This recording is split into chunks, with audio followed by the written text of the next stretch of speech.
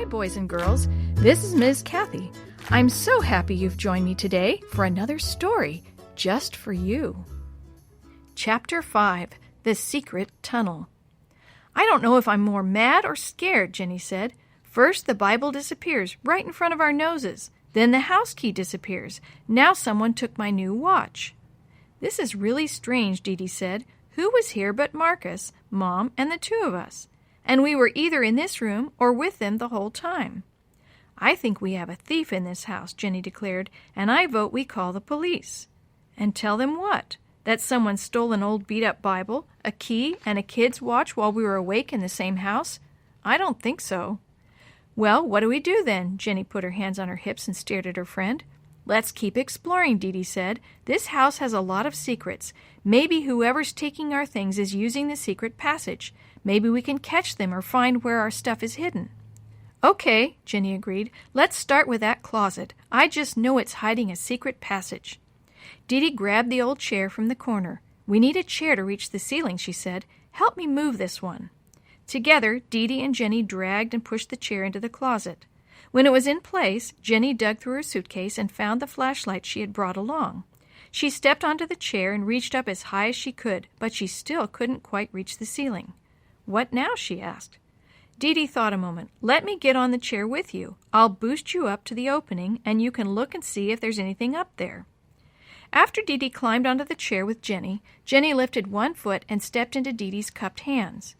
DeeDee lifted her hand up until Jenny's fingers could just reach the edge of the hole. Hold on for just a second, Jenny said. She lay her flashlight on the upper edge of the dark hole and grabbed the opening with both hands. Now push! Jenny, the chair's leg looks awfully wobbly, DeeDee said. You'd better hurry up. Just as those words left DeeDee's mouth, she heard the sound of wood cracking. Suddenly, there was no chair under her. Eek! DeeDee screamed. She fell against the side of the closet, then hit the floor. I think I'm okay, she said, but the chair is in pieces. Are you okay, Jenny? DeeDee looked around but didn't see her friend. Jenny, where are you? Up here, Jenny answered. She was still hanging from the hole in the ceiling. How do I get down? Hold on just a second, DeeDee said, pushing the broken chair out of the way. Now drop. Jenny hesitated a second, then dropped to the floor. The two of them looked at each other and giggled. Why did you come back down? DeeDee asked. I thought you would climb on through. Well, while I was hanging up there, I realized that if your grandmother was a girl like us, she probably couldn't climb into her ceiling like this either, Jenny said. The opening had to be easier to get to than this. Maybe we are doing this the hard way, DeeDee said. We've got the diary. Maybe it tells us where the secret passage is. Her words were answered by a rolling sound. Both girls looked up at the hole to the attic just in time to see Jenny's flashlight roll away from the edge. Then they heard it drop somewhere. Well, now we have no flashlight, Jenny said. DeeDee and Jenny went back to the diary. They flipped through many pages that were faded and impossible to read. Then they opened to August 1. I sneaked in to see Captain Morgan tonight. He is a good man. I believe that. He's done bad things before, but Daddy is reading the Bible with him every night. His wound is getting better, and soon he will be able to go outside. A week later, DeeDee's grandmother had written, August 8. Tonight, Captain Morgan told me about a bad thing he did to a black family down in Mississippi. He burned their house and killed the daddy. He is real sad about it now, especially because Daddy told him that other white men burned our house before. Captain Morgan said he loves Jesus now, and he wants to do something for this family. Finally, the girls found one more entry that was not faded. August 11. I lost my Captain Morgan, but Jesus will take care of him now. I will miss him. Henry did stay with us like Captain Morgan promised, but he had to stay in the cellar. Daddy says, if people see Henry, we will get in trouble. I sneak down to see Henry every night. I love Henry, but I love Captain Morgan more. Goodbye. There were no more entries in the book. DeeDee closed the diary and rolled over on the bed to look at Jenny. So Captain Morgan did die, DeeDee said. How sad. It sounds like Grandma really loved him. They must have taken him down to the river and killed him like we heard. Who's Henry? Jenny asked. The diary talks about Henry staying in the cellar. That's the basement, DeeDee said. That's what I thought, Jenny said. But who was there? Maybe Henry was one of Captain Morgan's... Another sailor, maybe? I don't know who Henry is, but I do know I am getting tired, DeeDee said. Yeah, if I had my watch, I could tell you how late it's getting, Jenny said, but I don't. We'll look for your watch tomorrow, DeeDee said, yawning, and for Henry. The girls put their pajamas on, said their prayers, and climbed into their sleeping bags. Good night, Jenny said, switching off the light. Night, said DeeDee, yawning again. Jenny lay awake listening to the wind blow through the branches of the old oak tree outside the window. Then she heard another sound. It sounded like fingernails scratching slowly across a chalkboard. Something squeaked.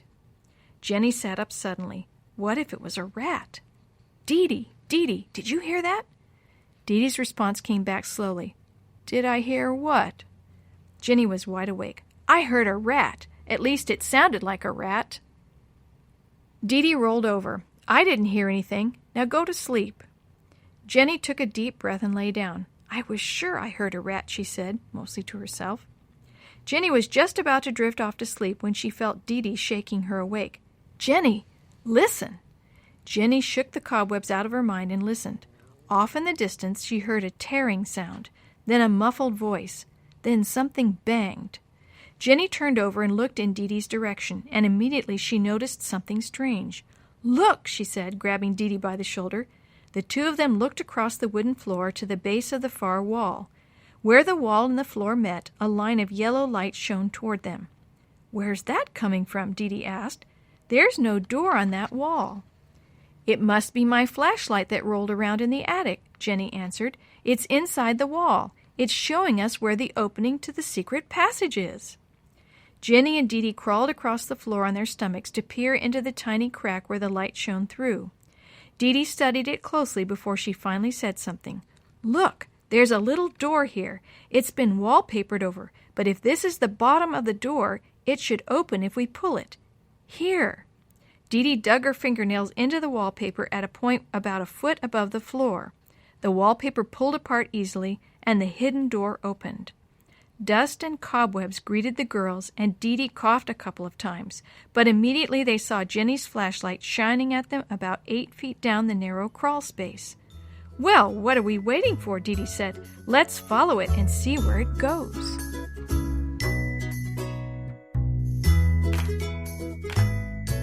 The story you have heard today is a chapter of The Shoebox Kids, Book 7, The Clue in the Secret Passage, written by Glenn Robinson, edited and created by Jerry D. Thomas, and used with permission from the Pacific Press Publishing Association.